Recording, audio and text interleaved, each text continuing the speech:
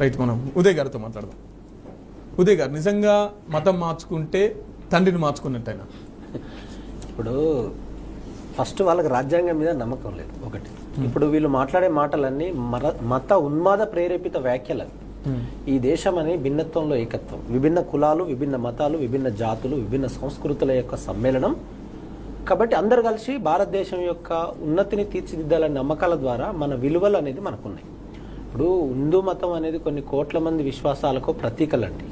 కానీ హిందూ మతాన్ని ఒకళ్ళతో పుచ్చుకొని మతం మారితే తండ్రి మారుతారు అనేది వీళ్ళ మూర్ఖత్వం, వీళ్ళ అజ్ఞానం. వీళ్ళ వల్లనే ఈ దేశంలో విద్వేషాలు రెచ్చగొట్టేటువంటి కులాల మధ్య, మనుషుల మధ్య విద్వేషాలు దమ్ము ధైర్యం ఉంటే వీళ్ళు ఈ రకంగా మాట్లాడుతున్నారు కదా. ఫస్ట్ మతాలను మాట్లాడుతున్నారు కదా. ఇదే మతంలో ఉన్న కుల వ్యవస్థను నిర్మూలన చేసే ప్రయత్నం చేయండి. అప్పుడు హిందువులం, ధర్మగంగ బిందువులం, ప్రతి హిందువు నా బంధువు అనే స్టేట్మెంట్ ప్రతి ఒక్కరికి వచ్చేటువంటి ప్రయత్నం వస్తుంది. వీళ్ళు ఎంత ఉన్మాద ప్రక్రియలుగా మాట్లాడుతున్నారంటే, అవునండి, కొన్ని వేల సంవత్సరాలుగా హిందూ మతంలో ఉండేటువంటి సంస్కృతులు, సాంప్రదాయాలు ప్రపంచ దేశాలకు ఆదర్శాలు అనే మా విశ్వాసంలో కూడా ఉంటాయి. మా ఇంట్లో కూడా విశ్వాసకులు ఉన్నారు. కాబట్టి ఆ విశ్వాసం అనేటువంటిది సమానత్వంగా ప్రతి మనిషికి ఉన్నది అనే నమ్మకం. ఇప్పుడు ఒకవేళ ఒక హిందూ మతం నుంచి వేరే మతస్థుల్లోకి పోతున్నారు అంటే పోవడానికి గల కారణాలు కూడా మనం వెతకాల్సినటువంటి అవసరం ఉన్నది కదా. ఇప్పుడు నేను హిందువునండి, నాకు వేరే మతం పోవడం నాకు ఇష్టం లేదు. కానీ వేరే వాడు పోతున్నాడు అంటే వాడు పోకుండా ఉండడానికి వానికి చేయాల్సిన కర్తవ్యాలు ఏంది? నా మతంలో కొన్ని కోట్ల మంది విశ్వాసకులు ఉన్నప్పుడు ఎవరో వేళ్ల మీద లెక్క పెట్టే మనుషులు పరాయి మతస్థుల్లోకి పోతుండ్రు అనుకున్నప్పుడు, ఇప్పుడు ఈ దేశం హిందూ దేశం అంటుండ్రు, మరి ప్రపంచ దేశాలకు మన దేశం వాళ్ళు వలసలుగా పోయి ఉద్యోగాల కోసము, డబ్బుల కోసం అనేక రకాల విభిన్న రూపాలలో పోతున్నారు కదా. మరి అక్కడ ఈ క్రిస్టియన్స్ మతం ఉంది, ఇస్లాం మతం ఉంది. మరి ఇది మనం దాన్ని ఎట్లా చూసుకోవాల్సినటువంటి అవసరం ఉంది కదా. మనం ఒకటే గిరిగీసుకొని మాట్లాడాల్సినటువంటి అవసరం లేదు కదా. మన దేశంలో రాజ్యాంగం అనేది ఆర్టికల్ మత స్వేచ్ఛ అనేది 25 ప్రకారంగా మతం యొక్క స్వేచ్ఛ వ్యక్తిగత విశ్వాసానికి సంబంధించింది. మతము నా ఇంట్లో దేవుని పెట్టుకొని నా వ్యక్తిగత విశ్వాసంతో గౌరవించుకుంటా. మతము రాజకీయం అయినప్పుడు, మతము ఆధిపత్యం అయినప్పుడు, మతము మౌఢ్యము మూర్ఖత్వం ఇట్లా రోల మీదకి వచ్చి పిచ్చిరాతలు రాసుకొని ప్రజల్ని రెచ్చగొట్టి పిచ్చోళ్ళలాగా తయారు చేసేటువంటి ఉన్మాద ప్రక్రియలు ఉన్నంత కాలము ఈ మత విద్వేషాలు ఉంటాయి, మనుషులను చంపుడు ఉంటుంది, అనేక రూపాలలో ఉంటాయి. ఇక్కడ నేను చెప్పొచ్చేటువంటి అంశం ఏంటంటే, మన దేశము పరాయి దేశస్తుల వల్ల కొన్ని వేల సంవత్సరాలుగా అనేక రకాలుగా మన దేశం మీద దాడి చేశారు. బ్రిటిష్ వరకు అరబ్బులు, షేకులు, ముస్లింలు, దాంతోపాటు మన బ్రిటిష్ వారి వరకు కూడా మన దేశం అనేది సంపద కొల్లగొట్టబడ్డది. మన దేశంలో ఉన్న వాళ్ళని అనేక రూపాలలో దోచుకొని పోయిందనే మాట వాస్తవం, మనం తీసుకోవాలి. మరి పరాయి దేశస్తుడు మన దేశం మీదకి వచ్చి మన దేశంలో ఉండేటువంటి వైరుధ్యం ఎక్కడ ఉన్నది, వాడికి మనం ఎందుకు వానికి ఛాన్స్ ఇచ్చినాము అంటే, ఫస్ట్ మన దేశంలో యూనిటీ లేదు. మన సాంప్రదాయాలు, మన విలువలు, మన గౌరవాలు అందరికీ సమానత్వంగా అందలేదు. మాకు ఇక్కడ కాంట్రడిక్షన్ ఏంటంటే, వేరే వాడు మా ఇంటికి రావడానికి నేను ఒప్పుకోను. ఇక్కడ నా మతము, నా విశ్వాసము, నా గౌరవము, నా విశ్వాసం మీద, నా గౌరవం మీద దెబ్బ కొట్టినప్పుడు వాడు ఎవడైనా బట్టలిపి బదట్లేస్తే అంతమంది.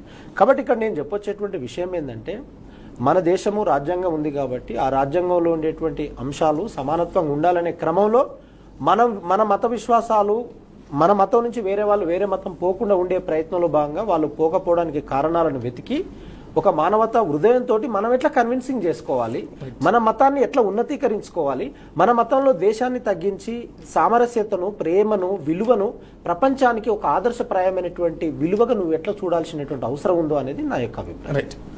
ప్రసాద్ గారు, నిజంగా ఆటో వెనుక రాసుకున్నటువంటి క్వశ్చన్ కరెక్టేనా? దీన్ని మీరు సమర్థిస్తున్నారా, వ్యతిరేకిస్తున్నారా?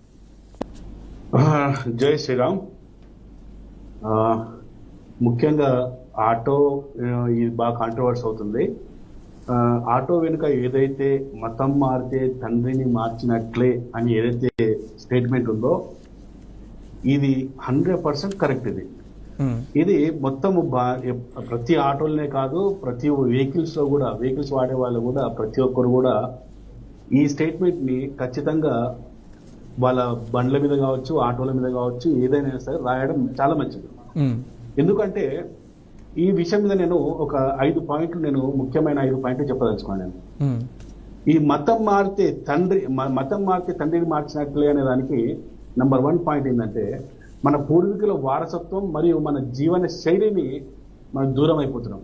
అంటే భారతదేశం అంటే కేవలం ఒక పూజా విధానానికి పరిమితం కాకుండా అది తరతరాలుగా మన తాత ముత్తాతల నుండి ఒక జీవన విధానం మనది. ఈ మతం మారడం ద్వారా ఒక వ్యక్తి తన పూర్వీకులు అందించిన సాంస్కృతిక గుర్తింపును మరియు పూర్వీకులు ఏర్పాటు చేసిన జీవన విలువలకు ఈ మతం మార్పిడి అనేది దూరం చేస్తున్నది. రెండో పాయింట్ ఏంటంటే కుటుంబ వ్యవస్థలో చీలికలు.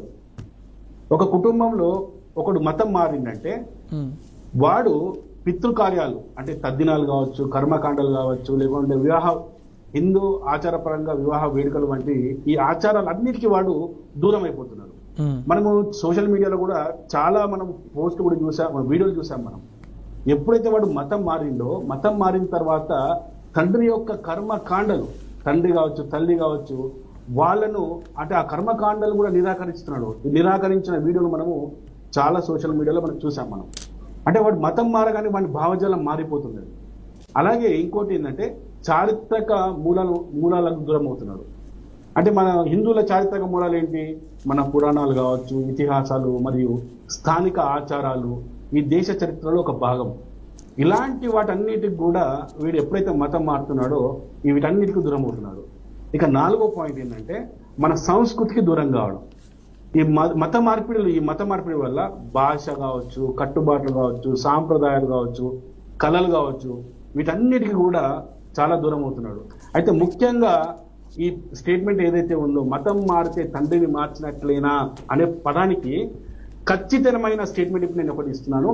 అందరూ ప్యానెల్లో ఉన్న వాళ్ళు కూడా జాగ్రత్తగా ఒకసారి గమనించండి. భారతీయ సాంప్రదాయంలో ప్రతి వ్యక్తికి ఒక గోత్రం ఉంటుంది. ప్రతి ఒక్క హిందూ అనేవాడు ప్రతి ఒక్కరికి ఒక గోత్రం ఉంటుంది.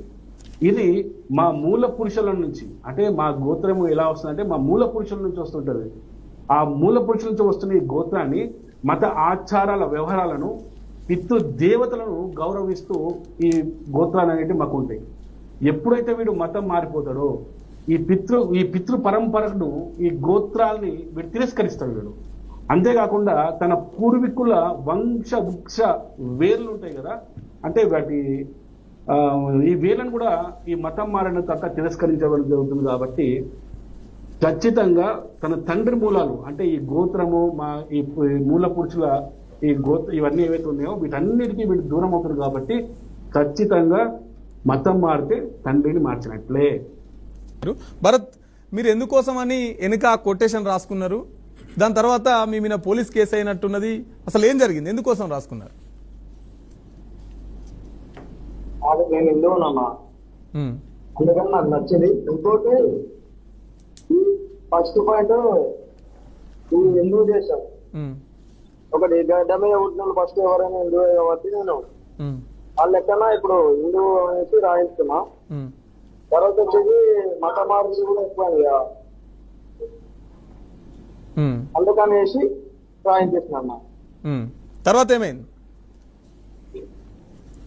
నేను ఇక్కడ డ్రాప్ పడ్డా అన్న, నాకు జేడిమెట్ల సైడ్ నుంచి ఎగ్జాక్ట్లీ తెలియదు, అటు నుంచి అత్తాపూర్ డ్రాప్ పడ్డది. అటు వెళ్తున్నా, వెళ్తుంటే ఒక అతను వచ్చి బండ ఆపిన తర్వాత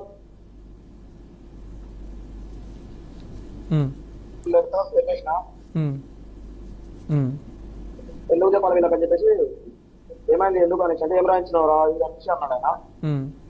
అంటే నా బండి నా ఇష్టం, నా కొటేషన్ నేను ఇప్పుడు అనేసి